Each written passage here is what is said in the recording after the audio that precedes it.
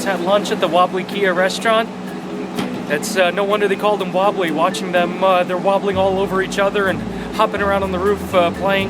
And they're constantly fighting, but it looks like play fighting. They don't look like they're really trying to hurt each other. Constantly their wings out, hopping around, they're wobbling and falling over. Kind of reminds me of Truman, really a wobbly bird, just like the Cape Parrot.